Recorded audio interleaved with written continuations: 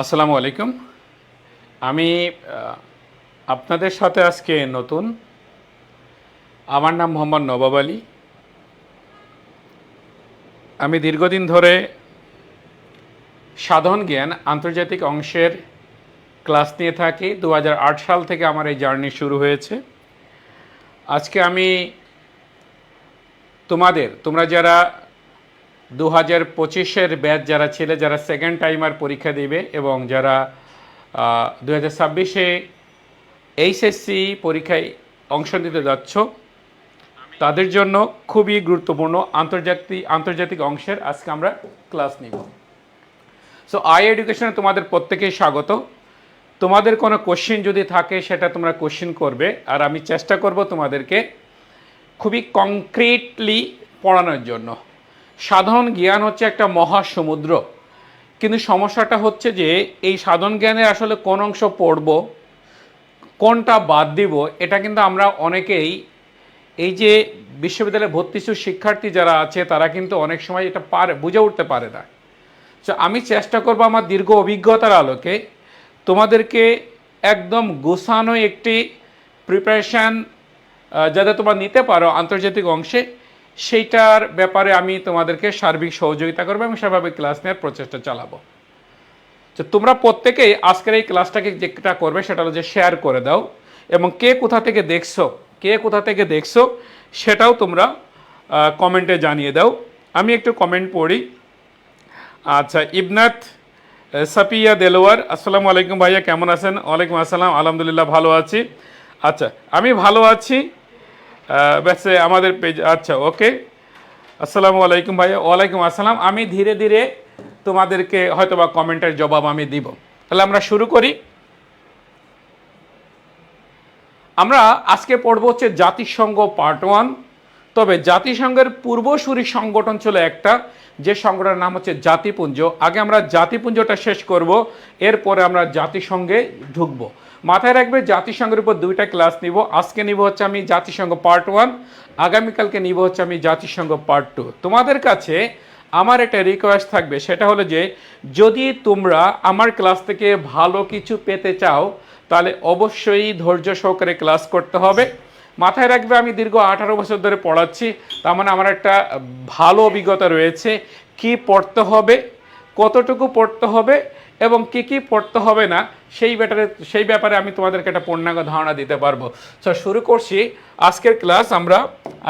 আমরা শুরু করব যে টপিকটা দিয়ে। এই টপিকটার নাম হচ্ছে দ্য লিগ অব নেশনস বা জাতিপুঞ্জ। দ্য লিগ অব নেশনস বা জাতিপুঞ্জ।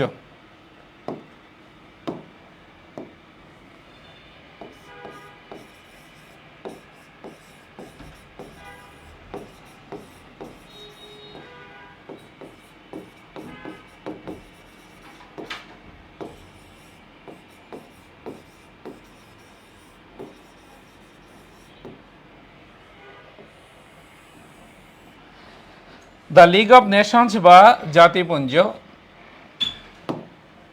ওকে, আমরা প্রথমে এটার ব্যাকগ্রাউন্ডটা জেনে নিব যে জাতিপুঞ্জ আসলে কিভাবে প্রতিষ্ঠিত হলো এবং এরপর জাতিসংঘ কিভাবে প্রতিষ্ঠিত হলো সেটা আমরা জেনে নিব। মনোযোগ সহকারে শুনবে। আমরা জানি যে 1914 সাল থেকে শুরু করে 1918 সাল পর্যন্ত বিশ্বে একটা যুদ্ধ হয়েছিল এবং সেই যুদ্ধের নাম ছিল ওয়ার্ল্ড ওয়ার 1 বা প্রথম বিশ্বযুদ্ধ। এই প্রথম বিশ্বযুদ্ধ শেষ হয় কত সালে? 1918 সালের 11ই নভেম্বর। আর শুরু হয়েছিল কত সালে? শুরু হয়েছিল 28 জুলাই 1914 সালে। তার মানে প্রথম বিশ্বযুদ্ধের সময়কাল ছিল 28 জুলাই 1914 থেকে শুরু করে 11ই নভেম্বর 1918 সাল পর্যন্ত। এই প্রথম বিশ্বযুদ্ধ যখন চলে তখন আমেরিকার প্রেসিডেন্ট যিনি ছিলেন তার নাম হচ্ছে doctor Woodrow Wilson. Doctor Woodrow Wilson. এই ডক্টর উডরো উইলসন তিনি ছিলেন মার্কিন যুক্তরাষ্ট্রের প্রেসিডেন্টদের মধ্যে একমাত্র ডক্টরেট পার্সন এবং তিনি ছিলেন 28তম প্রেসিডেন্ট। এই ডক্টর উড্রো উইলসন মার্কিন পার্লামেন্ট, যার নাম হচ্ছে কংগ্রেস, কি নাম, যার নাম হচ্ছে কংগ্রেস, এই কংগ্রেসে 8 জানুয়ারি 1918 সালে 14টি প্রস্তাব দিয়ে একটি প্রস্তাবনা উপস্থাপন করেন, যার নাম হয় 14 পয়েন্টস বা 14 দফা। 14 পয়েন্টস বা 14 দফা। এই 14 দফার লাস্ট দফা, দ্যাট মিনস 14 নং পয়েন্টের মধ্যে বলা হয়েছিল, 14 নং পয়েন্টের মধ্যে বলা হয়েছিল বিশ্ব শান্তি ও নিরাপত্তা প্রতিষ্ঠা করার জন্য একটি আন্তর্জাতিক সংগঠন প্রতিষ্ঠা করতে হবে। এবং প্রথম বিশ্বযুদ্ধের আনুষ্ঠানিক পরিসমাপ্তি ঘটে 1919 সালে একটা চুক্তির মাধ্যমে, যে চুক্তির নাম হচ্ছে দ্বিতীয় ভার্সাই চুক্তি। এই চুক্তিতেও বলা হলো বিশ্ব শান্তি ও নিরাপত্তার জন্য আমরা বিশ্ব সম্প্রদায়, বিশ্বের রাষ্ট্রসমূহ একসাথে ঐক্যবদ্ধ হয়ে কাজ করব। মূলত ডক্টর উড্রো উইলসনের প্রণীত 14 দফার 14 নং পয়েন্টে যে বলা হয়েছিল যে creation of an international association, এই কথা কিন্তু বলা হয়েছিল, অর্থাৎ বিশ্ব শান্তি এবং নিরাপত্তা প্রতিষ্ঠা করার জন্য একটি আন্তর্জাতিক সংগঠন প্রতিষ্ঠা করার কথা বলা হলো। এবং এই 14 নং পয়েন্ট অনুযায়ী 10 জানুয়ারি 1920 সালে বিশ্ব শান্তি ও নিরাপত্তা প্রতিষ্ঠার জন্য একটি আন্তর্জাতিক সংগঠন প্রতিষ্ঠিত হলো। সেই আন্তর্জাতিক সংগঠনটার নাম কি? সেই আন্তর্জাতিক সংগঠনের নাম হচ্ছে দ্য লিগ অফ নেশনস বা জাতিপুঞ্জ। জাতিপুঞ্জের কাজ ছিল সারা বিশ্বে আর যাতে কোনো বিশ্বযুদ্ধ, অর্থাৎ প্রথম বিশ্বযুদ্ধের মতো এরূপ বিশ্বযুদ্ধ যাতে পৃথিবীতে আর না হয় সে লক্ষ্যে কাজ করা, এবং পৃথিবীতে বসবাসরত সকল শ্রেণীর মানুষের জন্য শান্তি ও নিরাপত্তা প্রতিষ্ঠা করা, এবং পৃথিবীর সকল শ্রেণীর মানুষের জন্য শান্তি, নিরাপত্তা, অর্থনৈতিক এবং সামাজিক নিরাপত্তা প্রতিষ্ঠা করা, এটা ছিল জাতিপুঞ্জের মূল লক্ষ্য। কিন্তু আমরা দেখতে পাই জাতিপুঞ্জ প্রতিষ্ঠার পর বিশ্বের শক্তিশালী রাষ্ট্রগুলো তারা তাদের পারস্পরিক স্বার্থকে কেন্দ্র করে পারস্পরিক দ্বন্দ্বে জড়িয়ে পড়ে, এবং সেই দ্বন্দ্বের খেসারত দিতে হলো বিশ্ববাসীকে আরেকবার, অর্থাৎ 1 সেপ্টেম্বর 1939 সালে বিশ্বে আরেকটি যুদ্ধ বেঁধে গেল, এবং সেই যুদ্ধের নাম কি? সেই যুদ্ধের নাম হচ্ছে দ্বিতীয় বিশ্বযুদ্ধ। যখন দ্বিতীয় বিশ্বযুদ্ধ শুরু হলো তখন জাতিপুঞ্জ মুখ থুবড়ে পড়লো, অর্থাৎ জাতিপুঞ্জের কার্যক্রম আর সচল থাকলো না। এভাবেই জাতিপুঞ্জ কি হলো? ব্যর্থ হলো। সো আমরা জানি যে 1939 সাল থেকে শুরু করে 1945 সাল পর্যন্ত বিশ্বে আরেকটি যুদ্ধ সংঘটিত হলো, এবং সেই যুদ্ধের নাম কি? সেই যুদ্ধের নাম হচ্ছে দ্বিতীয় বিশ্বযুদ্ধ। যখন দ্বিতীয় বিশ্বযুদ্ধ হলো তখন দ্বিতীয় বিশ্বযুদ্ধের ভয়াবহতা দেখে বিশ্ববাসী ভীত সন্ত্রস্ত হয়ে গেলেন, এবং তারা চিন্তা করলেন এভাবে যদি একের পর এক বিশ্বযুদ্ধ সংঘটিত হতে থাকে তাহলে মানব সভ্যতার ইতিহাস এবং ঐতিহ্য কোনোটাই টিকে রাখা সম্ভব না। এই জন্য বিশ্ববাসী চিন্তা করলো বিশ্ব শান্তি এবং নিরাপত্তা প্রতিষ্ঠা করার জন্য দ্বিতীয় বিশ্বযুদ্ধের পর আমরা আরেকটি আন্তর্জাতিক সংগঠন প্রতিষ্ঠা করব, এবং সেই যে প্রতিষ্ঠানের কাজ হবে বিশ্ব শান্তি ও নিরাপত্তা প্রতিষ্ঠা করা। আর এজন্য আমরা দেখতে পেলাম মার্কিন যুক্তরাষ্ট্রের 32তম প্রেসিডেন্ট, মার্কিন যুক্তরাষ্ট্রের 32তম প্রেসিডেন্ট, যার নাম কি? যার নাম হচ্ছে Franklin D Roosevelt. Franklin D Roosevelt. এই ফ্রাঙ্কলিন ডি রুজভেল্টের উদ্যোগেই 24 অক্টোবর 1945 সালে যে আন্তর্জাতিক সংগঠনটি প্রতিষ্ঠিত হলো সেই আন্তর্জাতিক সংগঠনটির নাম হচ্ছে ইউনাইটেড নেশনস বা জাতিসংঘ। তাহলে আমাকে যদি বা তোমাদেরকে যদি প্রশ্ন করা হয় জাতিসংঘের পূর্বসূরি সংগঠন কোনটা ছিল, অবশ্যই জাতিসংঘের পূর্বসূরি সংগঠন ছিল জাতিপুঞ্জ। এবার খেয়াল করবে জাতিপুঞ্জ সম্পর্কে বেসিক কিছু তথ্য আমাদেরকে জানতে হবে। সেটা কি? সেটা হলো যে জাতিপুঞ্জের প্রতিষ্ঠাকালীন সদস্য ছিল কয়টি? 42টি। যদিও আমি এটা তোমাদেরকে প্র্যাকটিস করাবো খুব সুন্দর করে। জাতিপুঞ্জের প্রতিষ্ঠাকালীন সদস্য ছিল কয়টি? 42টি। জাতিপুঞ্জের স্থায়ী সদস্য ছিল কয়টি? জাতিপুঞ্জের পার্মানেন্ট মেম্বার বা স্থায়ী সদস্য ছিল 4টি, ব্রিটেন, ফ্রান্স, ইতালি, জাপান। আমি আবার বলছি জাতিপুঞ্জের স্থায়ী সদস্য ছিল কয়টি? 4টি, যার একটা নাম কি? ব্রিটেন, আর একটা নাম কি? ফ্রান্স, আর একটা নাম কি? ইতালি, আর একটা নাম হচ্ছে ব্রিটেন, ফ্রান্স, জার্মানি, আর একটা হচ্ছে ব্রিটেন, ফ্রান্স, জার্মানি, আর একটা হচ্ছে ইতালি। এরা ছিল জাতিপুঞ্জের তোমার হচ্ছে স্থায়ী সদস্য। এই জাতিপুঞ্জের সদর দপ্তর ছিল কোথায়? সদর দপ্তর ছিল জেনেভা। আর জাতিপুঞ্জের মূল অঙ্গ সংগঠন ছিল কয়টি? জাতিপুঞ্জের মূল অঙ্গ সংগঠন ছিল 3টি। আমি কিন্তু তোমাদেরকে একটা প্র্যাকটিস শিটের মাধ্যমে কিন্তু এরপরে কিন্তু প্র্যাকটিস করাবো। তাহলে দেখো জাতিপুঞ্জের স্থায়ী সদস্য ছিল কয়টি? 4টি। জাতিপুঞ্জের মূল অঙ্গ সংগঠন ছিল কয়টি? 3টি। এছাড়া জাতিপুঞ্জের 2টি অটোনমাস বডি ছিল, 2টি অটোনমাস বডি ছিল, যার একটা নাম কি? যার একটা নাম হচ্ছে আইএলও আর একটা নাম হচ্ছে পিসিআইজে। আইএলওর পূর্ণরূপটা কি? আইএলওর পূর্ণরূপ হচ্ছে international labour organisation, international labour organisation.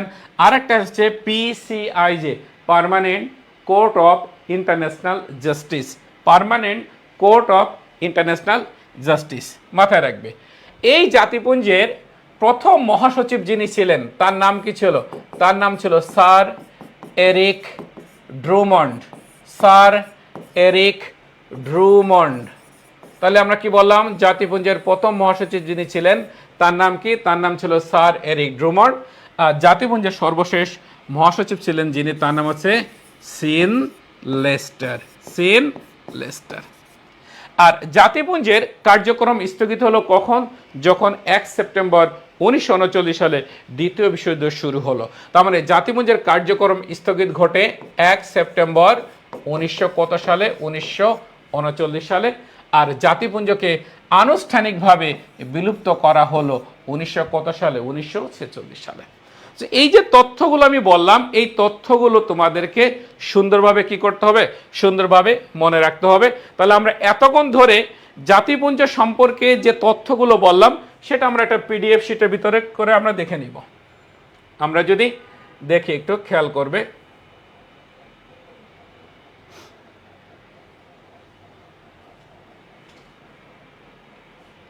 কোনটা?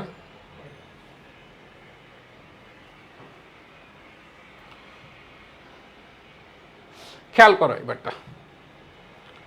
এই যে শীটটা, এই শীটের মধ্যে আমরা এখন প্র্যাকটিস করব। দেখো আমরা কিন্তু জাতিপুঞ্জ কিভাবে প্রতিষ্ঠিত হলো, জাতিপুঞ্জ সম্পর্কে যে বেসিক যে তথ্য, এর সব কিছু কিন্তু আমরা বলেছি।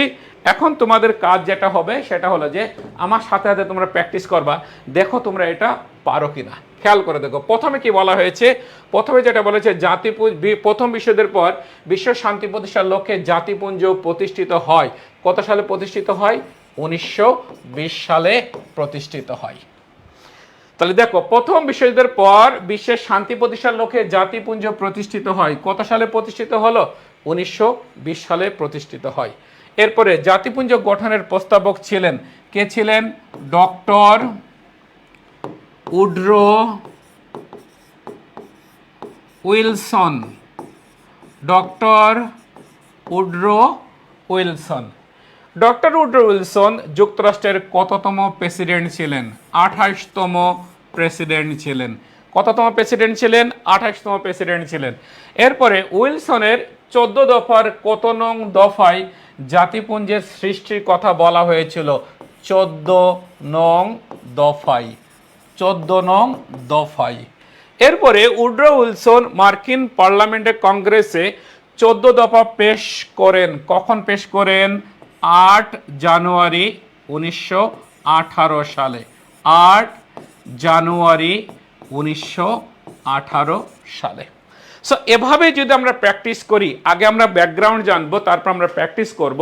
এভাবে যদি আমরা প্র্যাকটিস করি, খুব সহজে কি হবে? খুব সহজেই কিন্তু আমরা তথ্যগুলো মুখস্থ করতে পারবো বা মনে রাখতে পারবো। এরপরে জাতিপুঞ্জ দেখো কি বলা হচ্ছে, জাতিপুঞ্জ গঠনের সময় সদস্য দেশের সংখ্যা কত ছিল? সদস্য দেশের সংখ্যা ছিল 4টি। সদস্য দেশের সংখ্যা কত ছিল? সদস্য দেশের সংখ্যা ছিল 4টি। তোমরা একটু বলবে এই 4টি দেশের নাম কি? এই 4টি দেশের নাম কি? এই 4টা দেশের নাম কি তোমরা বলতে থাকবে। এই 4টা দেশের নাম কি তোমরা বলতে থাকবে। দেখি তোমরা পারো কিনা, আমি তোমাদের কমেন্টে চেক করব।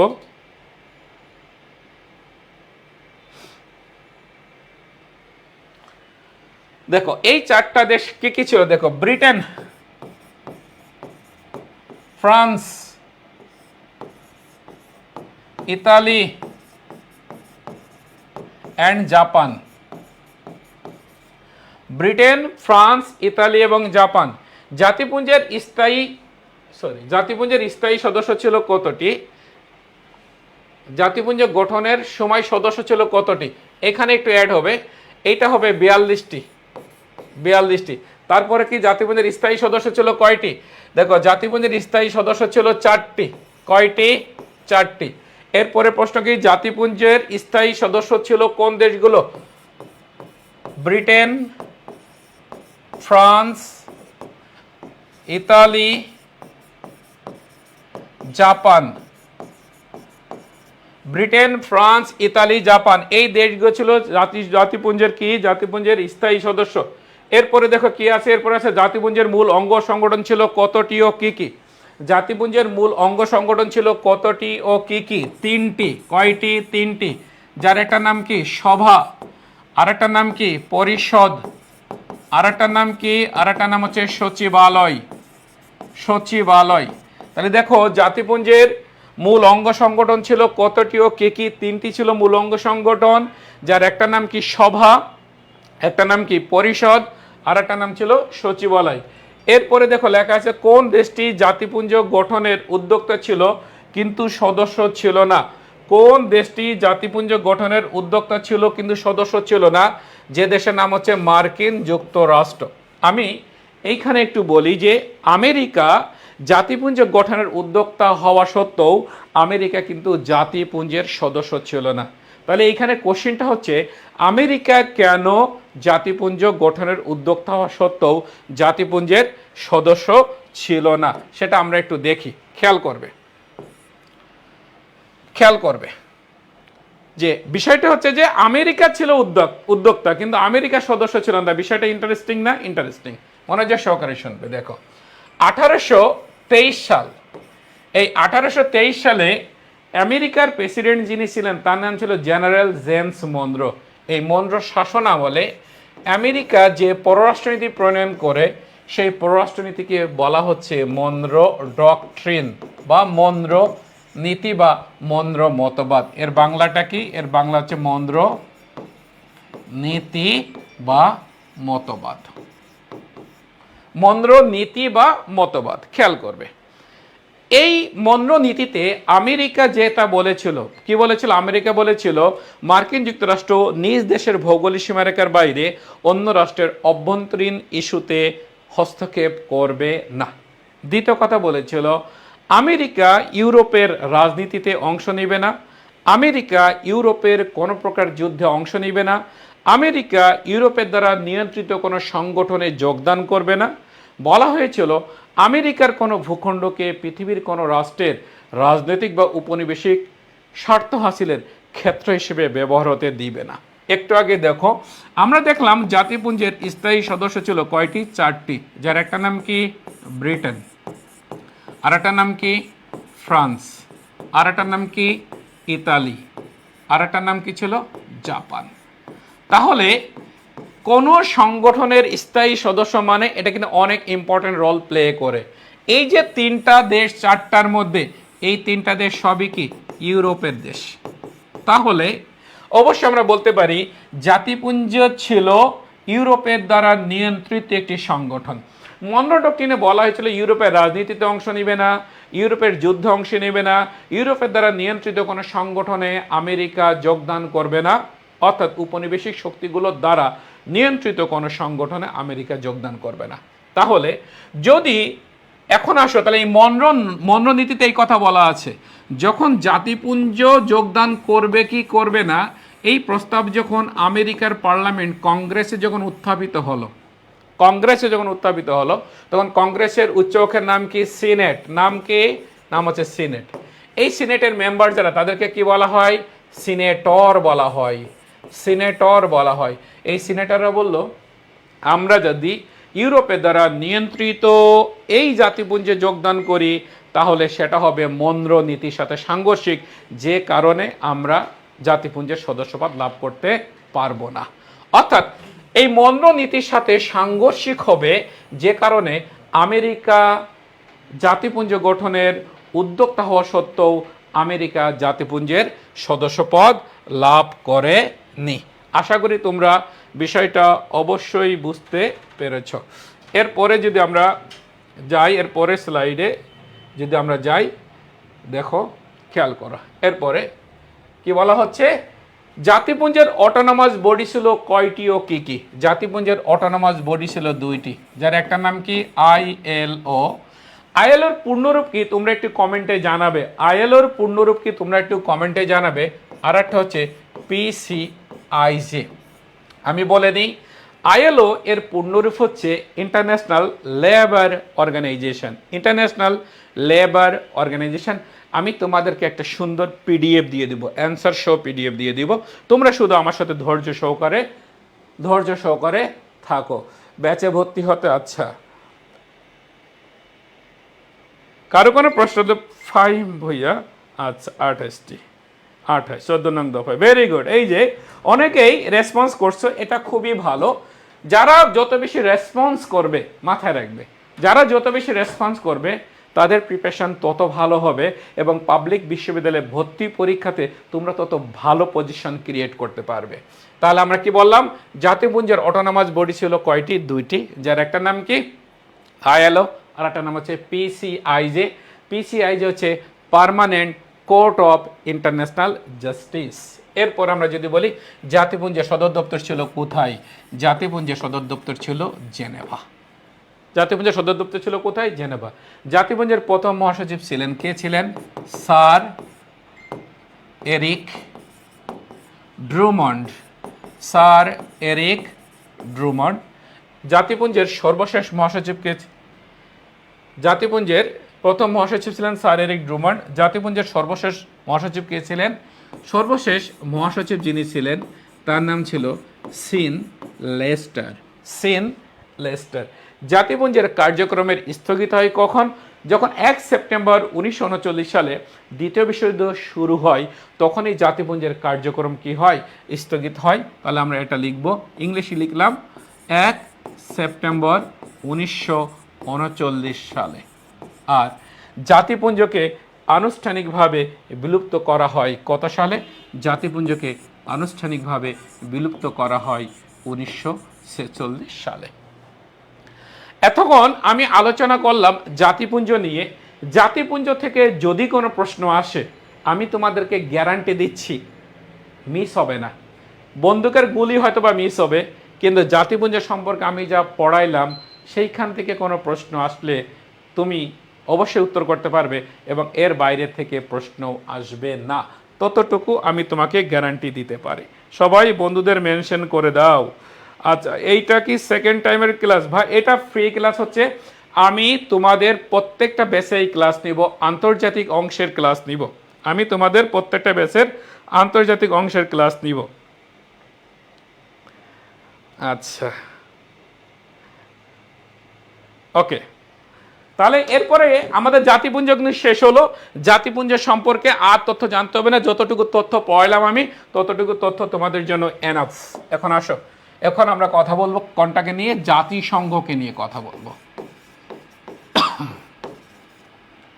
জাতিসংঘকে নিয়ে কথা বলবো।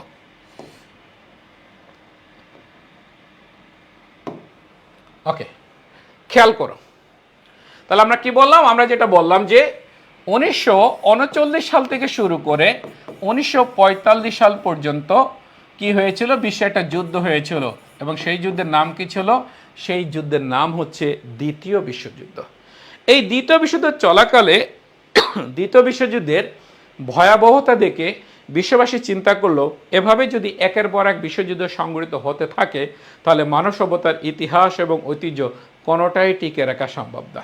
এবং বিশ্ববাসী চিন্তা করলো, এরও বিশ্বযুদ্ধ বন্ধ করা পৃথিবীর কোনো একক দেশের পক্ষে সম্ভব না, পৃথিবীর কোনো একজন রাজনৈতিক লিডারের একার পক্ষে সম্ভব না, বা পৃথিবীর কোনো একটি নির্দিষ্ট জাতিগোষ্ঠীর পক্ষে সম্ভব না।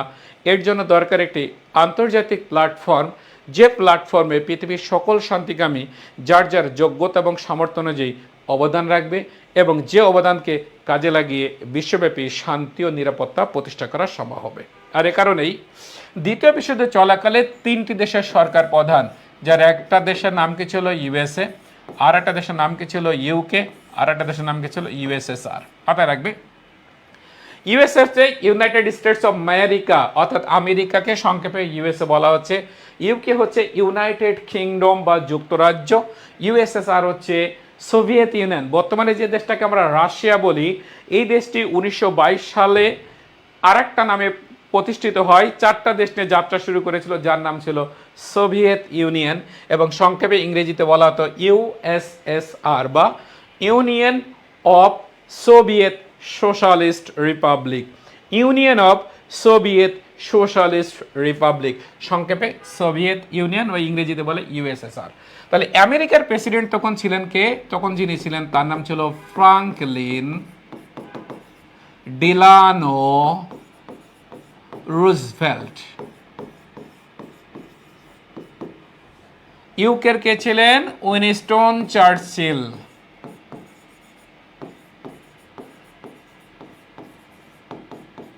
আর সোভিয়েত প্রেসিডেন্ট কে ছিলেন? Joseph Stalin.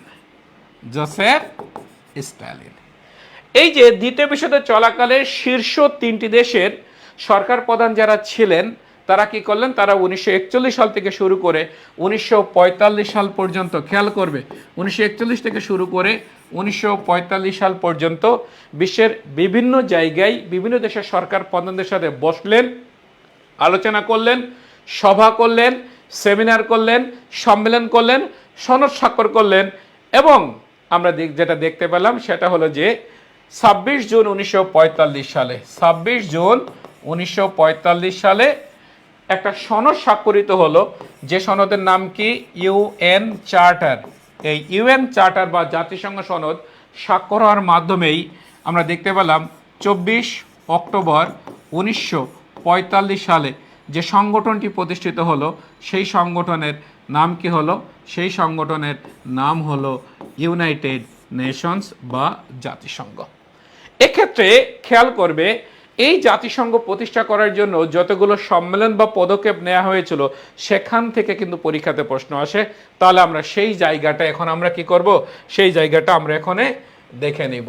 তাহলে আমরা যেটা করব, খেয়াল করবে, যে পদক্ষেপগুলো নেওয়া হয়েছিল সেই পদক্ষেপগুলো আমরা সুন্দর একটি টেকনিক বা সূত্রের মাধ্যমে আমরা মনে রাখব। তাহলে আমরা এভাবে লিখব যে জাতিসংঘ প্রতিষ্ঠার লক্ষ্যে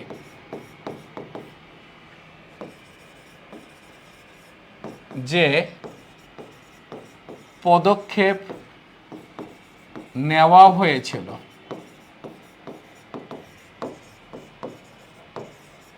তার মধ্যে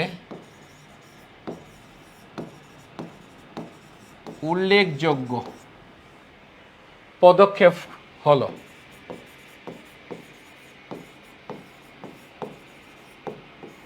ওকে, আমরা এটা একটু চেঞ্জ করে নিই। আমরা একটা লাইন লিখব, সুন্দর একটা লাইন লিখব। লন্ডনের আটা ও মস্কোতে ডিম খেতে হলে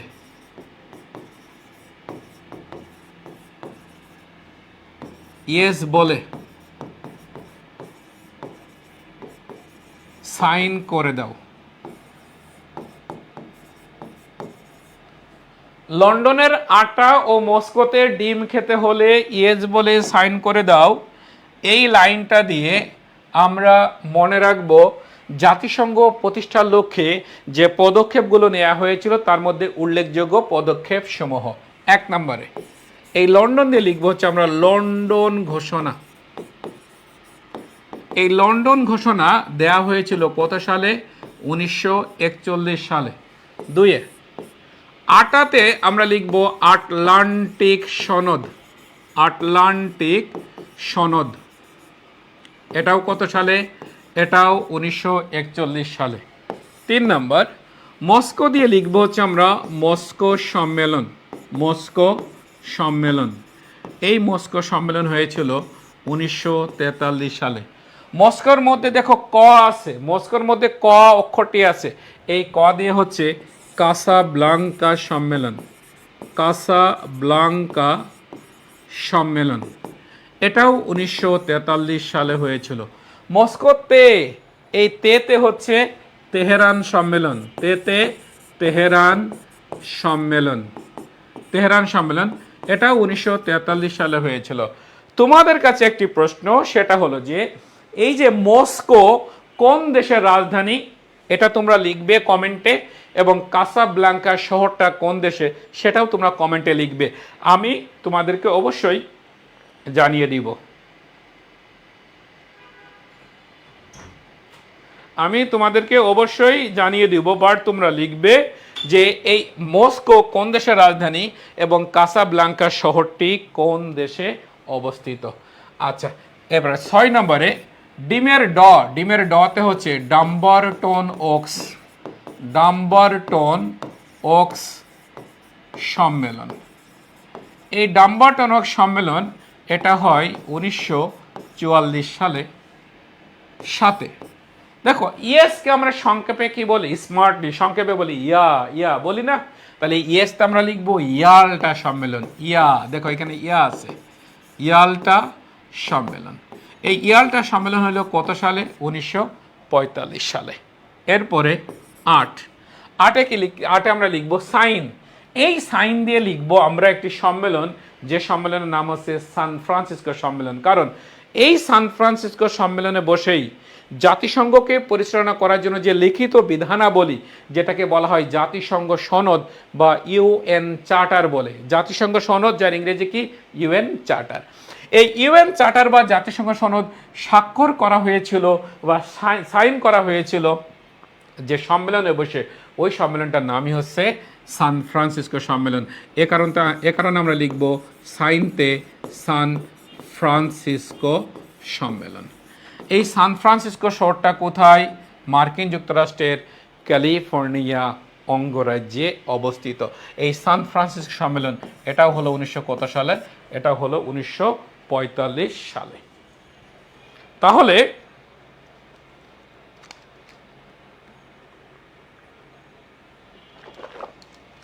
গুড। কে এম জাহিদ বলছে রাশিয়ার রাজধানী মস্কো, ভেরি গুড। আমরা দেখতে পাচ্ছি আরো অনেকেই বলছে, সেগুলো আমরা একটু পড়ার চেষ্টা করি। কাসাব্লাঙ্কা, তারিফুল ইসলাম অলি, তিনি বলছেন কাসাব্লাঙ্কা হচ্ছে মরক্কোতে অবস্থিত। ভেরি গুড, খুবই ভালো। ফাইমা বুইয়া, মস্কো হচ্ছে রাশিয়ার রাজধানী, খুবই ভালো। আচ্ছা, এরপরে হারিস বিল্লা, সে বলছে মস্কো রাশিয়া। ভেরি গুড, খুবই ভালো। তোমরা কিন্তু তোমরা তার মানে তোমার পড়ালেখা করো, তোমরা জানো, বিশ্ব সম্পর্কে জানো, এটাকে জাস্ট গিয়ার আপ করো। আর আমি তোমাদেরকে বলছি, যদি তোমরা আই এডুকেশনে ভর্তি হয়ে যাও, তাহলে তোমরা খুবই ভালো ভালো টিচারদের ক্লাস পাবে। আমি তো একজন নগণ্য একজন টিচার, অনেক ভালো ভালো স্যার আছেন, তাদের ক্লাস তোমরা পাবে। এবং প্রিভিয়াস রেকর্ড অনুযায়ী, অর্থাৎ আমরা যদি প্রিভিয়াস ইয়ারে পাবলিক বিশ্ববিদ্যালয়ে যে চান্স পাওয়ার যে রেকর্ড, এই রেকর্ডটা যদি আমরা বলি, সেক্ষেত্রে আমরা দেখতে পাই যে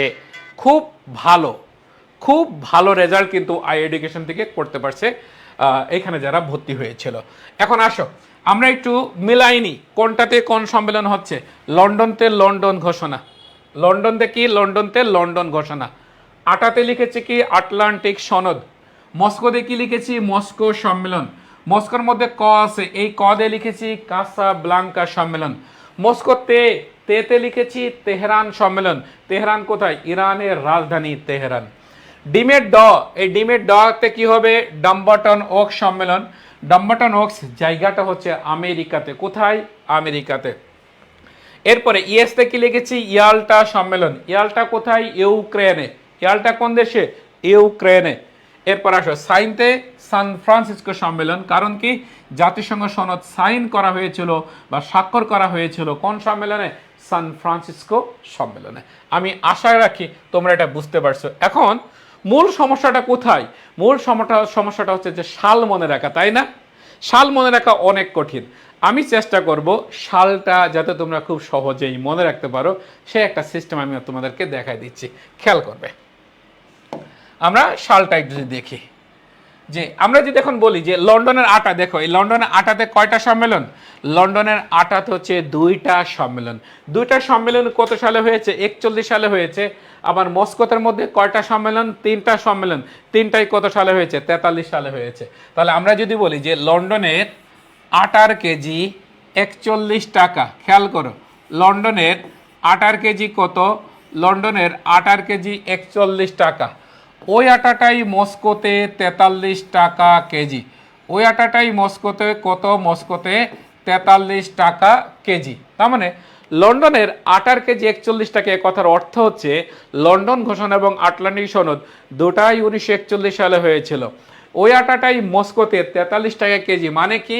মানে মস্কো সম্মেলন, কাসাব্লাঙ্কা সম্মেলন, তেহরান সম্মেলন তিনটাই 1943 সালে হয়েছিল। আটা যেহেতু আছে, ডিম তো লাগবেই, তাহলে আমরা ধরে নিচ্ছি ডিমের হালি কত? ডিমের হালি 44 টাকা। ডিমের হালি কত? ডিমের হালি 44 টাকা আমরা ধরে নিচ্ছি। আর ইয়েস বলে সাইন করে দিলেই 1 টাকা ভ্যাট যোগ হয়ে যাবে কত? 45 টাকা হয়ে যাবে। তাহলে লন্ডনের আটার কেজি 41 টাকা। এ কথার অর্থ হচ্ছে লন্ডন ঘোষণা এবং আটলান্টিক সনদ দুটাই 1941 সালে হয়েছিল। ওই আটাটাই মস্কোতে 43 টাকা কেজি। মানে কি? মস্কো সম্মেলন, কাসাব্লাঙ্কা সম্মেলন এবং তেহরান সম্মেলন তিনটাই 1943 সালে হয়েছিল। ডিমের হালি 44 টাকা মানে ডাম্বা টানাক সম্মেলন 1944 সালে হয়েছিল। ইয়েস বলে সাইন পেয়ে দিলেই হয়ে যাবে কত? 45 টাকা। তার মানে ইয়াল্টা সম্মেলন এবং সান ফ্রান্সিসকো সম্মেলন দুটাই 1900 কত সালে হয়েছিল? 1945 সালে হয়েছিল। আশা করি তোমরা এই সালগুলো খুব সহজেই মনে রাখতে পারবে। মনে রাখতে পারবে কিনা? মনে রাখতে পারবে কিনা? যদি তোমরা হ্যাঁ, একজন বলছে জাতিসংঘের 5টি সদস্য, জাতিসংঘের 5টি সদস্য, জাতিসংঘের 5টি সদস্য না, নিরাপত্তা পরিষদের স্থায়ী সদস্য 5টি। নিরাপত্তা পরিষদের স্থায়ী সদস্য 5টি। আর জাতিসংঘের 5টি সদস্য তুমি যেটা লিখছো মাজেদুল ইসলাম, সেটা হচ্ছে নিরাপত্তা পরিষদ 5টি স্থায়ী সদস্য। জাতিসংঘের সদস্য হচ্ছে 193টি। আর জাতিপুঞ্জের স্থায়ী সদস্য 4টি, ব্রিটেন, ফ্রান্স, ইতালি এবং জাপান। জাতিপুঞ্জের 4টি স্থায়ী সদস্য আর জাতিসংঘের নিরাপত্তা পরিষদের স্থায়ী সদস্য 5টি। আচ্ছা, তোমরা খুব সহজেই বুঝতে পারলে কিনা? তোমরা খুব সহজে এটা বুঝতে পারলে কিনা? তোমরা খুব সহজে এটা বুঝতে পারলে কিনা একটু কমেন্ট করে জানাবে যে লন্ডনের আটা ও মস্কোতে ডিম খেতে হলে ইয়েস বলে সাইন করে দাও। এটা দিয়ে যেভাবে এই 8টি পদক্ষেপের নাম মনে রাখা যাবে, একইভাবে আমরা যদি বলি যে লন্ডনের আটার কেজি 41 টাকা, ওই আটাটাই মস্কোতে 43 টাকা কেজি, ডিমের হালি 44 টাকা, ইয়েস বলে সাইন করে দিলে হয়ে যাবে 45 টাকা। এটা দিয়ে আমরা খুব সহজেই সালগুলো মনে রাখতে পারবো। আমার বিশ্বাস তোমরা অনেক সহজে এটা বুঝতে পারছো। আচ্ছা, আমার ক্লাস তোমাদের খুব বেশি খারাপ লাগছে কিনা এটা একটু কমেন্ট করে জানাও তো। আমার ক্লাস তোমাদের খুব বেশি খারাপ লাগছে কিনা এটা একটু কমেন্ট করে আমাকে একটু জানাবে। কমেন্ট করে জানাবে যে আমার ক্লাসটা খুব বেশি খারাপ লাগছে কিনা, বা আমি এভাবে পড়ালে তোমাদের উপকার হবে কিনা এটা আমাকে একটু জানাবে। ওকে, এর পরের স্লাইডে আমরা চলে যাব। এর পরের বোর্ডে আমরা চলে যাব। খেয়াল করবে, যখন 1944 সালে ইয়াল্টা সম্মেলনটা হলো, খেয়াল করো, যখন 1944 সালে ইয়াল্টা সম্মেলন হলো তখন কি বলা হলো? তখন বলা হলো যে দ্বিতীয় বিশ্বযুদ্ধের সময় যে দেশসমূহ জাপান, জার্মানি ও ইতালির বিপক্ষে যুদ্ধ করেছিল তারা যেন অবশ্যই আগামী সম্মেলনে উপস্থিত থাকে, কারণ আগামী সম্মেলনে জাতিসংঘ সনদ স্বাক্ষর করা হবে।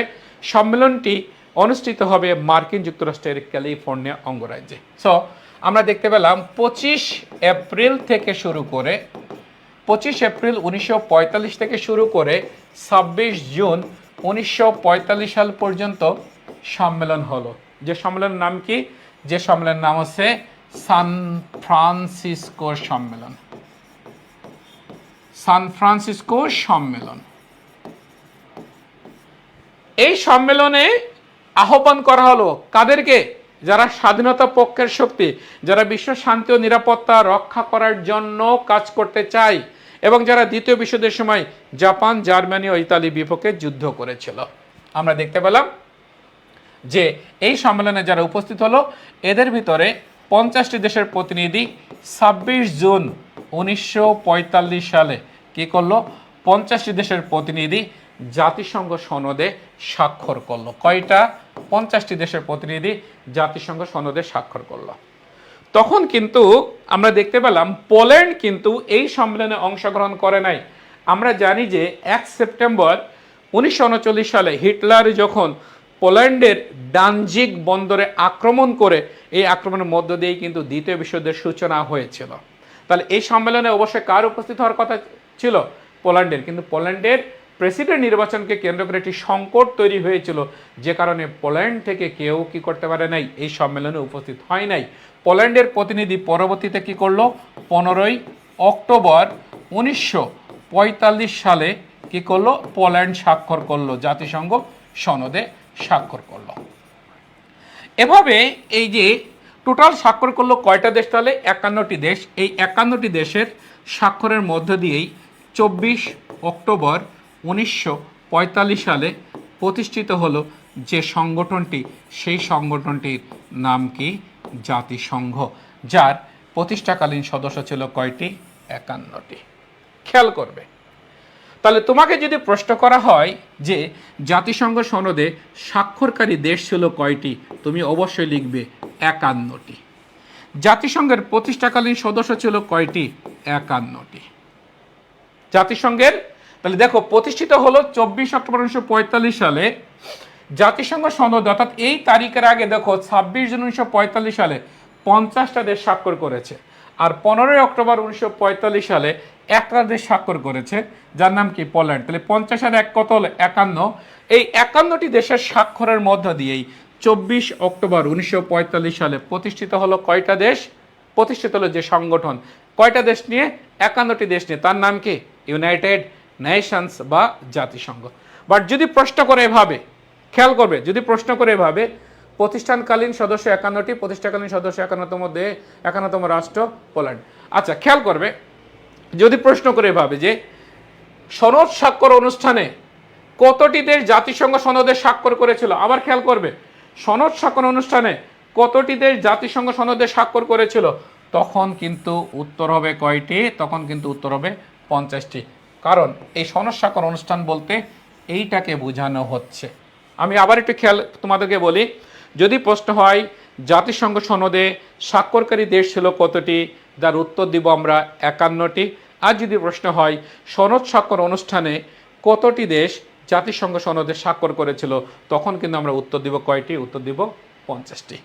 খেয়াল করবে, এই যে 24 অক্টোবর, এই 24 অক্টোবরকে প্রতি বছর কি করা হয়? জাতিসংঘ দিবস বা ইউএন ডে হিসেবে পালন করা হয়। তাহলে প্রতি বছর জাতিসংঘ দিবস পালন করা হয় কয় তারিখে? 24 অক্টোবর। এই তারিখে কি করা হয়? এই তারিখে পালন করা হয়। খেয়াল করবে, এই যে সংগঠনটার নাম আমরা জানছি জাতিসংঘ, এর নামকরণ আসলে কে করেছিলেন? এই সংগঠনের নাম যে হবে জাতিসংঘ, এর নামকরণ কে করেছিলেন? এর নামকরণ করেছিলেন আমেরিকার প্রেসিডেন্ট, যার নাম হচ্ছে Franklin D Roosevelt. Franklin D Roosevelt, মাথায় রাখবে। 1 জানুয়ারি 1942 সালে, 1 জানুয়ারি 1942 সালে একটি সম্মেলন হলো, যে সম্মেলনের নাম হলো ওয়াশিংটন সম্মেলন। এই সম্মেলনে আমেরিকার তৎকালীন প্রেসিডেন্ট ফ্র্যাঙ্কলিন ডি রুজভেল্ট তিনি প্রস্তাব করেছিলেন বিশ্ব শান্তি ও নিরাপত্তা প্রতিষ্ঠা করার জন্য আমরা যে আন্তর্জাতিক সংগঠনটি প্রতিষ্ঠা করতে যাচ্ছি, তার নাম কি হবে? তার নাম হবে ইউনাইটেড নেশনস বা জাতিসংঘ। তাহলে আমি আশা করি তোমরা, আমি এতক্ষণ ধরে জাতিসংঘ নিয়ে যেটা প্রাইমারি কিছু কথাবার্তা বললাম, এই প্রাইমারি কথা তোমরা কি করতে পারছো? বুঝতে পারছো? এখন আমরা স্লাইড থেকে কি করব? এখন আমরা পিডিএফ থেকে এটা প্র্যাকটিস করব। এখন আমরা পিডিএফ থেকে এটা প্র্যাকটিস করব। খেয়াল করবে। ওকে, জাতিসংঘ প্রতিষ্ঠার পটভূমি ও জাতিসংঘ সনদ, এটার উপরে আমরা এখানে কথা বলবো। লন্ডন ঘোষণা দেয়া হয়েছিল কখন? তোমরা কমেন্ট করতে থাকো। লন্ডন ঘোষণা দেয়া হয়েছিল কত সালে বা কখন দেয়া হয়েছিল? তোমরা কমেন্ট করতে থাকো। এই নামকরণ করা হয় 1943 সালে ওয়াশিংটন ডিসি সম্মেলনে। এটা কে বললো? নামকরণ করা হয় 1 জানুয়ারি 1942 সালে ওয়াশিংটন সম্মেলনে। এই যে মিস্টার মাজেদুল ইসলাম, নামকরণ কিন্তু 43 হয় না, নামকরণ কিন্তু হয় 1 জানুয়ারি 1942 সালে। আমি আবার বলছি, নামকরণ করা হয় 1 জানুয়ারি 1942 সালে। ওকে, আচ্ছা 1941, ভেরি গুড। 1941 লন্ডন ঘোষণা, 1941, ভেরি গুড। তাহলে দেখো লন্ডন ঘোষণা দেয়া হয় কখন? লন্ডন ঘোষণা দেয়া হয় 1941 সালে, খুবই ইম্পর্টেন্ট। আটলান্টিক সনদ স্বাক্ষরিত হয়, এটাও কত সালে? 1941 সালে। এইবার সান ফ্রান্সিসকো সম্মেলন হয় কত সালে? এটা হচ্ছে 1945 সালে। খুবই ইম্পর্টেন্ট, কিন্তু খুবই ইম্পর্টেন্ট। এরপরে জাতিসংঘ গঠনের প্রথম পদক্ষেপ ছিল কোনটি? জাতিসংঘ গঠনের প্রথম পদক্ষেপ ছিল লন্ডন ঘোষণা। জাতিসংঘ গঠনের প্রথম পদক্ষেপ ছিল কোনটি? জাতিসংঘ গঠনের প্রথম পদক্ষেপ ছিল লন্ডন ঘোষণা। এরপরে জাতিসংঘ গঠনের চূড়ান্ত পদক্ষেপ ছিল কোনটি? সান ফ্রান্সিসকো সম্মেলন। সান ফ্রান্সিসকো সম্মেলন। তাহলে তোমাদেরকে যদি প্রশ্ন করা হয় জাতিসংঘ গঠনের প্রথম পদক্ষেপ ছিল কোনটি, উত্তর করবে কি লন্ডন ঘোষণা। এটা কত সালে? 1941 সালে। আর সান ফ্রান্সিসকো সম্মেলন এটা কত সালে? 1945 সালে।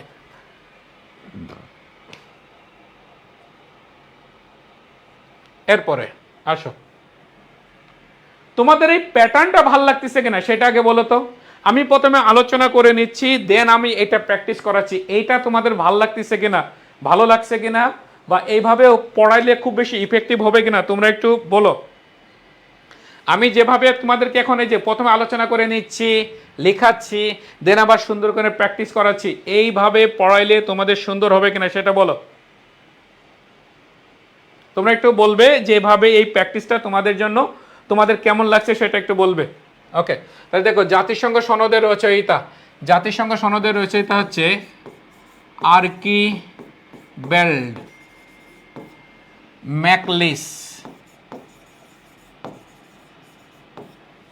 আর্কিবেল্ড ম্যাকলিস। জাতিসংঘ সনদ স্বাক্ষরিত হয় কখন? স্বাক্ষরিত হয় 26 জুন 1945 সালে। জাতিসংঘ সনদ স্বাক্ষরিত হয় 26 জুন 1945 সালে। আচ্ছা, তাহলে আমি যেভাবে পড়াচ্ছি তোমাদের ভাল লাগছে তাই তো? আচ্ছা, তোমরা যদি চাও তাহলে আমি রেগুলার হব, আর তোমরা যদি আমাকে না চাও তাহলে আমি হয়তো বা রেগুলার হব না। সব কিছু ডিপেন্ড করবে তোমাদের চাওয়ার উপরে। তোমরা যদি রিয়েলি আমার ক্লাস এনজয় করো, তোমরা যদি মনে করো যে না আমার এই ক্লাস থেকে তোমাদের অনেক কিছু শিক্ষার আছে, পরীক্ষাতে তোমরা ভালো করতে পারবে, তাহলে আমি তোমাদের ক্লাস কন্টিনিউ করব, আমি আশা রাখি। আচ্ছা, সাবরিনা ইসলাম লিপ্তা, সে বলছে এভাবে ভালো হবে। জি, ভালো লাগছে, ভালো লাগছে, এইভাবে ভালো হবে। আচ্ছা স্যার, এত ডিপ প্রশ্ন হচ্ছে, স্যার এত ডিপ প্রশ্ন হচ্ছে, কি ডিপ প্রশ্ন হচ্ছে? এবার আসো, কোন সম্মেলনে জাতিসংঘ সনদ স্বাক্ষরিত হয়? কোন সম্মেলনে? সান ফ্রান্সিসকো সম্মেলনে। সান ফ্রান্সিসকো সম্মেলনে জাতিসংঘ সনদ কি হয়? স্বাক্ষরিত হয়। জাতিসংঘ সনদের স্বাক্ষরকারী দেশ ছিল কতটি? 51টি। কতটি? 51টি। জাতিসংঘ সনদ কার্যকর হয় কবে থেকে? 24 অক্টোবর, অর্থাৎ জাতিসংঘ যেদিন থেকে প্রতিষ্ঠিত হয় সেদিন থেকে জাতিসংঘ সনদ স্বাক্ষরিত হয়, কার্যকর হয়। জাতিসংঘ যেদিন প্রতিষ্ঠিত হয় জাতিসংঘ সনদ সেই দিন থেকে কি হয়? সেই দিন থেকে কার্যকর হয়। এরপরে জাতিসংঘ সনদে স্বাক্ষর না করো, জাতিসংঘ সনদে একটু এইখানে একটু কারেকশন হবে।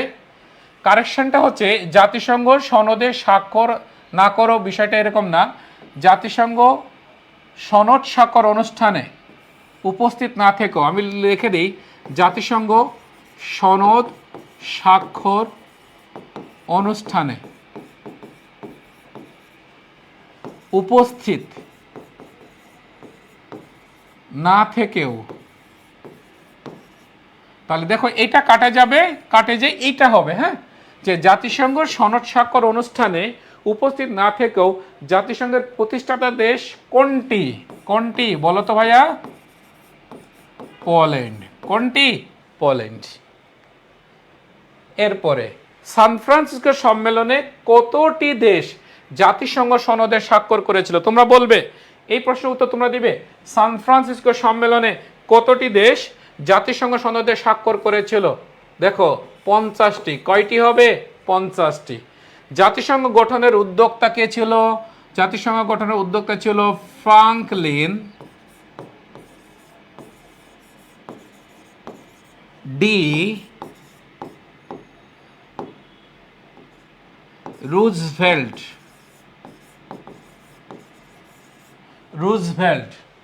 জাতিসংঘের নামকরণ করেন কে?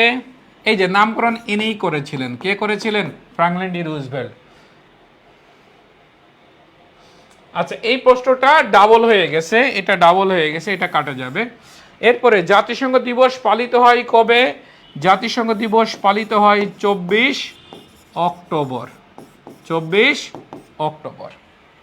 এরপরে জাতিসংঘের মোট সদস্য কয়টি? 193টি। জাতিসংঘের মোট সদস্য কয়টি? 193টি। জাতিসংঘের সর্বশেষ সদস্য দেশের নাম কি? সর্বশেষ সদস্য দেশের নাম হচ্ছে দক্ষিণ সুদান। সর্বশেষ সদস্য দেশের নাম হচ্ছে দক্ষিণ সুদান। তোমরা একটু কমেন্ট করে জানাবে দক্ষিণ সুদান জাতিসংঘের 193তম দেশ হিসেবে সদস্যপদ লাভ করে কখন? দক্ষিণ সুদান জাতিসংঘের সদস্যপদ লাভ করে কখন? তোমরা একটু কমেন্ট করে জানাবে। 14 জুলাই 2011 সালে। 2000 কত সালে? 2011 সালে। এরপরে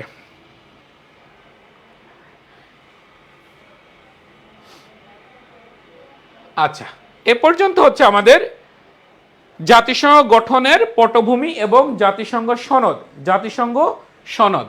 ওকে, এখন আসো, এখন আমরা নতুন জাতিসংঘ সংক্রান্ত গুরুত্বপূর্ণ তথ্যাবলী। জাতিসংঘ সংক্রান্ত গুরুত্বপূর্ণ তথ্যাবলী।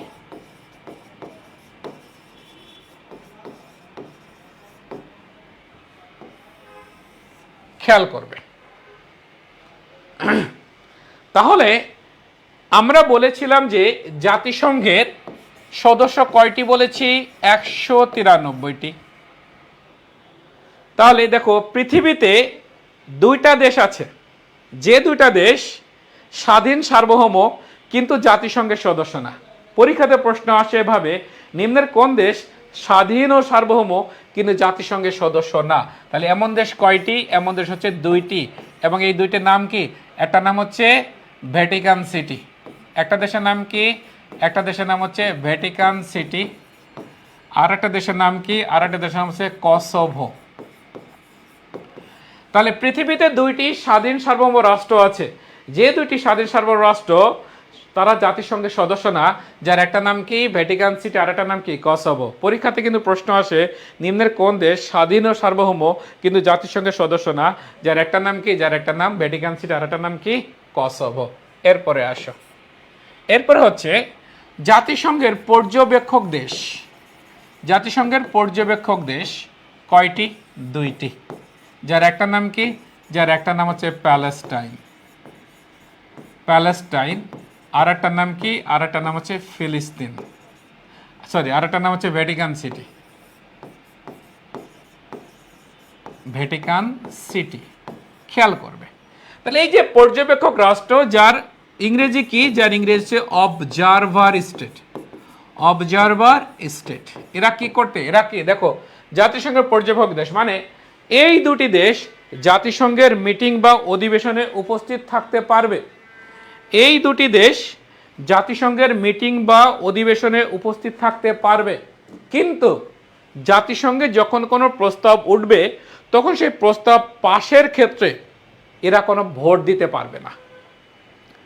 ধরে নাও, এই যে এই বছরে যে জাতিসংঘের অধিবেশনটা হবে সেপ্টেম্বর মাসে, এইখানে প্যালেস্টাইন থেকে এবং ভ্যাটিকান সিটি থেকে প্রতিনিধি উপস্থিত থাকতে পারবে, কিন্তু ধরে নাও ইরান ইস্যুকে কেন্দ্র করে, মধ্যপ্রাচ্য ইস্যুকে কেন্দ্র করে, ইউক্রেন যুদ্ধকে কেন্দ্র করে, বা ওয়ার্ল্ডের কোনো একটা ক্রাইসিসকে কেন্দ্র করে জাতিসংঘের এই অধিবেশনে একটি প্রস্তাব উঠল, বাংলাদেশ ভোট দিতে পারবে, ভারত দিতে পারবে, আমেরিকা দিতে পারবে, কারণ তারা সদস্য, কিন্তু এইখানে ভোট দিতে পারবে না কে? দুইটি দেশ, যার একটা নাম কি? প্যালেস্টাইন, আর একটা নাম হচ্ছে ভ্যাটিকান সিটি।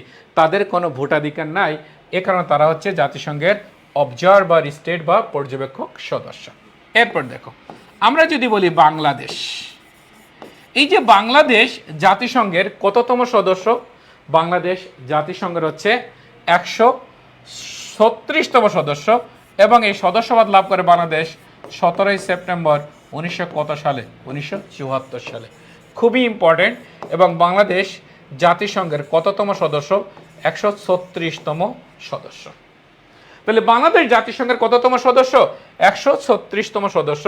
এবং বাংলাদেশ সদস্যপদ লাভ করে 17 সেপ্টেম্বর 1974 সালে। পূর্বে একটা দেশ জাতিসংঘের সদস্য ছিল, কিন্তু বর্তমানে সেই দেশ জাতিসংঘের সদস্য না। এবং সেই দেশটার নাম কি? সেই দেশটার নাম হচ্ছে তাইওয়ান।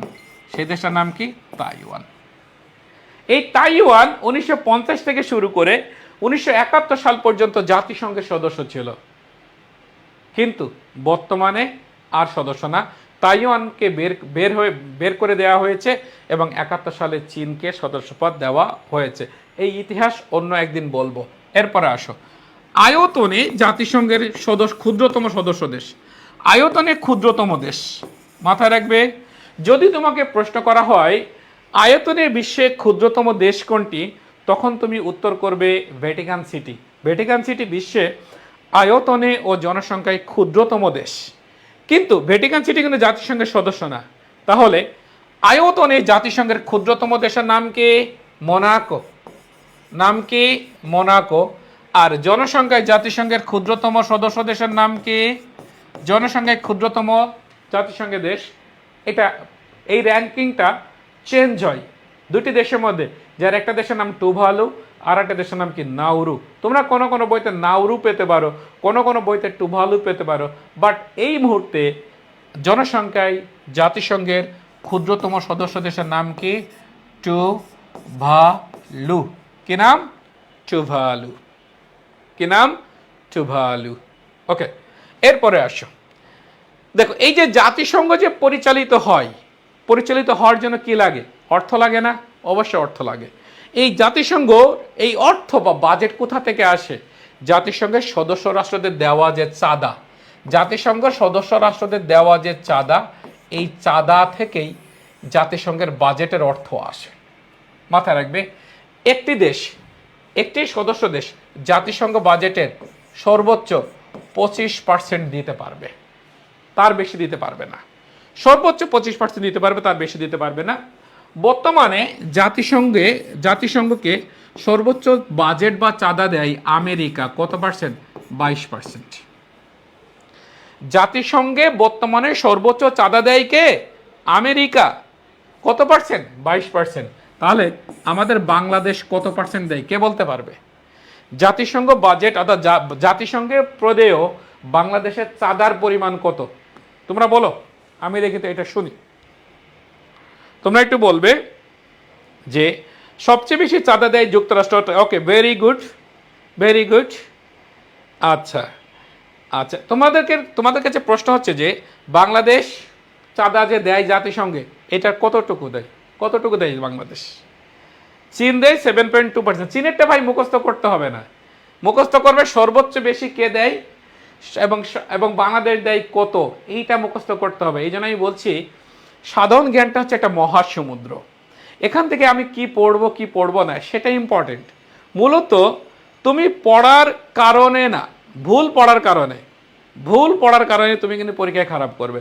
সো আমরা যেহেতু আই এডুকেশন তোমাদের সাথে আছি, আমরা তোমাদেরকে সঠিক দিক নির্দেশনা দিব। যতটুকু পড়লে কাজ হবে ততটুকুই পড়াবো, তার থেকে বেশি পড়াবো না। আচ্ছা, এমডি মাজেদুল ইসলাম বলছেন 0.01%। Very good. বাংলাদেশ দেয় 0.01%। খুবই চমৎকার বলেছ যে বাংলাদেশ দেয় 0.01% দেয়। এবার আসো, জাতিসংঘকে পরিচালনা করার জন্য কি লাগে? ভাষা লাগে। অর্থাৎ জাতিসংঘ পরিচালিত হয় যে কয়টি ভাষায়, সেই ভাষা কয়টি সেটা, অর্থাৎ জাতিসংঘের অফিসিয়াল ভাষা কয়টি। দেখো, জাতিসংঘের অফিসিয়াল, যার বাংলা হচ্ছে দাপ্তরিক, অফিসিয়াল ল্যাঙ্গুয়েজ। জাতিসংঘের অফিসিয়াল ল্যাঙ্গুয়েজ কয়টি? অফিসিয়াল ল্যাঙ্গুয়েজ হচ্ছে 6টি। এই 6টির মধ্যে একটার নাম কি? একটার নাম হচ্ছে ইংলিশ। আর একটার নাম কি? আর একটার নাম হচ্ছে ফ্রেঞ্চ। আর একটার নাম কি? স্প্যানিশ। আর একটার নাম কি? অ্যারাবিক। আর একটার নাম কি? রাশিয়ান। আর একটা নাম কি চাইনিজ বা মান্দারিন। এখান থেকে পরীক্ষাতে প্রশ্ন আসে, নিম্নের কোনটি জাতিসংঘের দাপ্তরিক ভাষা বা ভাষা নয়? নিম্নের কোনটি জাতিসংঘের দাপ্তরিক ভাষা বা ভাষা নয়? এই প্রশ্ন কিন্তু পরীক্ষাতে এসে থাকে। এখন আসো, এখন আমরা পিডিএফটাকে প্র্যাকটিস করব। ওকে, দেখো প্রথম প্রশ্ন কি, স্বাধীন সার্বভৌম কিন্তু জাতিসংঘের সদস্য নয় এমন দেশ কয়টি? 2টি। যার একটা নাম কি? যার একটা নাম হচ্ছে কসোভো, কসোভো। আর একটা নাম কি? সংক্ষেপে লিখলাম আমি ভিসি, মানে কি ভাইস চ্যান্সেলর না, এইখানে ভিসি মানে ভ্যাটিকান সিটি। ভিসি মানে ভাইস চ্যান্সেলর, এটা আমরা জানি, বাট ভিসি মানে আমরা এখানে পড়বো কি ভ্যাটিকান সিটি। সংক্ষেপে লিখেছি জায়গার স্বল্পতার কারণে। জাতিসংঘের পর্যবেক্ষক দেশ কতটি ও কোন কোন দেশ? কয়টি? 2টি। যার একটার নাম কি ভিসি মানে কি ভ্যাটিকান সিটি, আর একটা কি, আর একটা হচ্ছে প্যালেস্টাইন, আর একটা কি প্যালেস্টাইন। তাহলে পর্যবেক্ষক কাদেরকে বলা হবে? যারা জাতিসংঘের মিটিং বা অধিবেশনে উপস্থিত থাকবে, কিন্তু জাতিসংঘে যদি কোনো প্রস্তাব উত্থাপিত হয় সেই প্রস্তাবে কোনো ভোট দিতে পারবে না। দেখো, এভাবে তুমি যদি ব্যাকগ্রাউন্ড জেনে আলোচনা করে যদি পড়তে পারো, তথ্য এমনিই মনে থাকবে। সাধারণ জ্ঞান কিন্তু প্রবলেম একটা যে সেটা মনে থাকে না। কেন মনে থাকে না? তুমি এই ব্যাকগ্রাউন্ড জেনে পড়ো না। তোমরা যদি চাও তাহলে আমি ব্যাকগ্রাউন্ড বলে বলে পড়াবো, এবং এতে করে যেটা হবে, আচ্ছা ভেরি গুড। আরেকজন লিখছে জাতিসংঘের 7ম দাপ্তরিক ভাষার প্রস্তাব করা হয়েছে কোন ভাষাকে? বাংলাকে। এটা ভেরি গুড, খুবই ভালো, খুবই ভালো। 2টি, কসোভো, ভ্যাটিকান সিটি। ওকে, পূর্বে সদস্য ছিল কিন্তু বর্তমানে সদস্য না, কোন দেশ? সেই দেশের নাম হচ্ছে তাইওয়ান। এই তাইওয়ান পূর্বে সদস্য ছিল কিন্তু বর্তমানে সদস্য না। বাংলাদেশ কত সালে জাতিসংঘের সদস্যপদ লাভ করে? 17ই সেপ্টেম্বর 1974 সালে। এই 17ই সেপ্টেম্বর 1974 সালে বাংলাদেশ জাতিসংঘের সদস্যপদ লাভ করে। বাংলাদেশ জাতিসংঘের কততম সদস্য? 136তম সদস্য। বাংলাদেশ জাতিসংঘের কততম সদস্য? 136তম সদস্য। বাংলাদেশ জাতিসংঘের কততম অধিবেশনে সদস্যপদ লাভ করে? 29তম অধিবেশনে। 29তম অধিবেশনে বাংলাদেশ জাতিসংঘের সদস্যপদ লাভ করে। এরপরে জাতিসংঘ শান্তিরক্ষা মিশন চালু হয় কত সালে? 1948 সালে। জাতিসংঘ শান্তিরক্ষা মিশন চালু হয় কত সালে? জাতিসংঘ শান্তিরক্ষা মিশন চালু হয় 1948 সালে। এরপরে জাতিসংঘ বিশ্ববিদ্যালয় প্রতিষ্ঠিত হয়, মাথায় রাখবে, জাতিসংঘ বিশ্ববিদ্যালয় প্রতিষ্ঠিত হয় 1972 সালে। কোথায়? জাপানের রাজধানী টোকিওতে। জাপানের রাজধানী টোকিওতে। জাতিসংঘ শান্তি বিশ্ববিদ্যালয় প্রতিষ্ঠিত হয় 1980 সালে। কোন দেশে? কোস্টারিকাতে। তাহলে একটা জিনিস মাথায় রাখবে, 2টা জিনিস, একটা হচ্ছে জাতিসংঘ বিশ্ববিদ্যালয় আর একটা হচ্ছে জাতিসংঘ শান্তি বিশ্ববিদ্যালয়। জাতিসংঘ বিশ্ববিদ্যালয় প্রতিষ্ঠিত হয়েছে 1972 সালে টোকিওতে, আর জাতিসংঘ শান্তি বিশ্ববিদ্যালয় প্রতিষ্ঠিত হয়েছে 1980 সালে কোস্টারিকাতে। কোস্টারিকাতে। এরপরে জাতিসংঘের অফিসিয়াল ভাষা কয়টি? 6টি। কয়টি? 6টি। এরপরে জাতিসংঘের অফিসিয়াল ভাষাগুলোর নাম, তাহলে আমি সংক্ষেপে লিখে দিচ্ছি। English, French, Spanish, Arabic, Russian and Chinese. এরপরে দেখো, আয়তনে জাতিসংঘের ছোট দেশ কোনটি?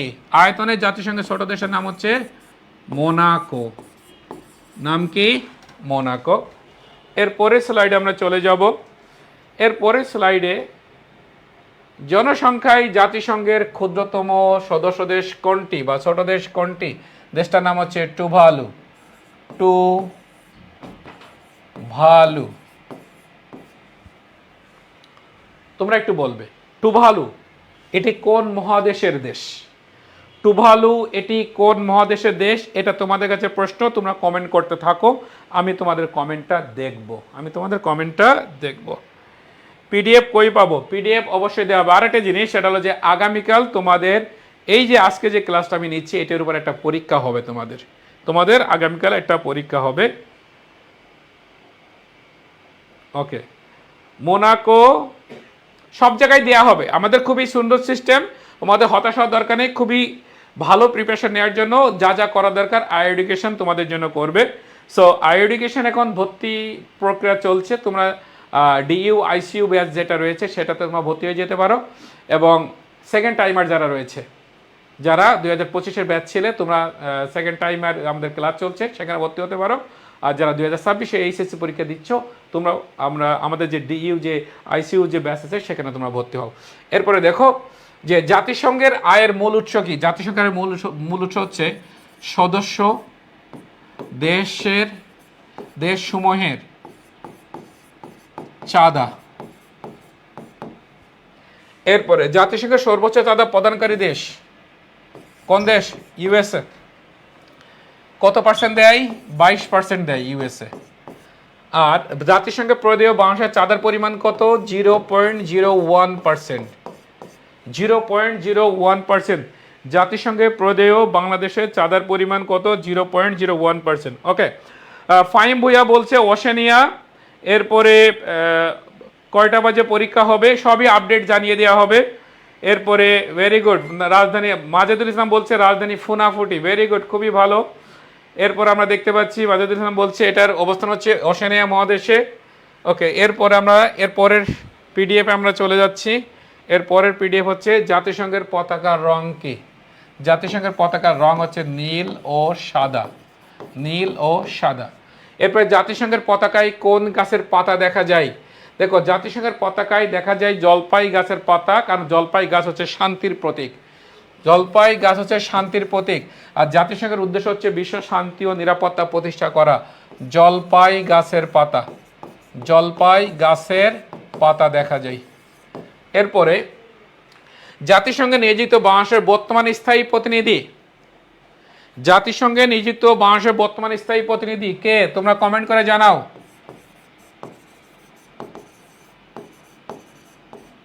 সালাউদ্দিন নোমান চৌধুরী। সালাউদ্দিন নোমান চৌধুরী জাতিসংঘে নিযুক্ত বাংলাদেশের বর্তমান স্থায়ী প্রতিনিধি। খলিলুর রহমান কিন্তু না, তিনি হচ্ছেন সাধারণ পরিষদের সভাপতি নির্বাচিত হয়েছেন। আর এখানে বলা হচ্ছে জাতিসংঘে নিযুক্ত বাংলাদেশের বর্তমান স্থায়ী প্রতিনিধিকে সালাউদ্দিন নোমান চৌধুরী। এবার আসো, জাতিসংঘের মূল অঙ্গ সংগঠন কয়টি?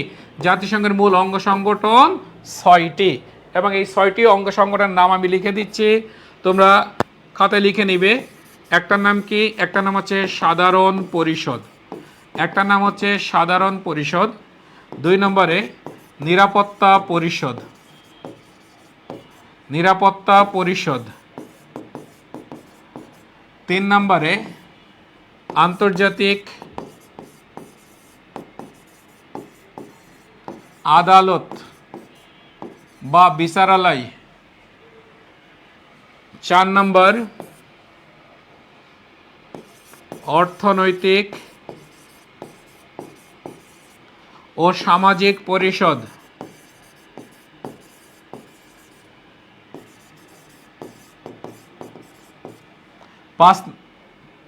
5 নম্বর জাতিসংঘ সচিবালয়। 6 নম্বর ওসি পরিষদ। দেখো, এই যে ওসি পরিষদ আমি যেটা লিখলাম, এটার কার্যক্রম কিন্তু এখন আর নাই, এটার কার্যক্রম কিন্তু বন্ধ হয়ে গেছে। তোমরা কমেন্ট করতে থাকো যে কত সালে ওসি পরিষদের কার্যক্রম শেষ হয়ে যায়। কত সালে ওসি পরিষদের কার্যক্রম শেষ হয়? তাহলে 1994 সালে কার্যক্রম স্থগিত হয়, কার্যক্রম স্থগিত হয়।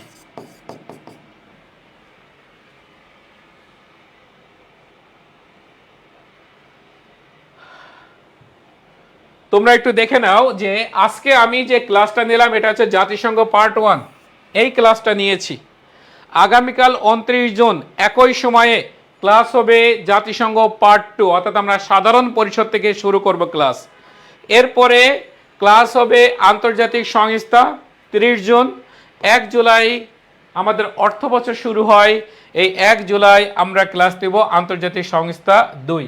আমি তোমাদেরকে একটা কথা বলি, এই 4টা ক্লাস যদি তুমি করো কমপক্ষে তুমি 2টা প্রশ্ন কমন পাবে, কমপক্ষে তুমি 2টা প্রশ্ন কমন পাবে।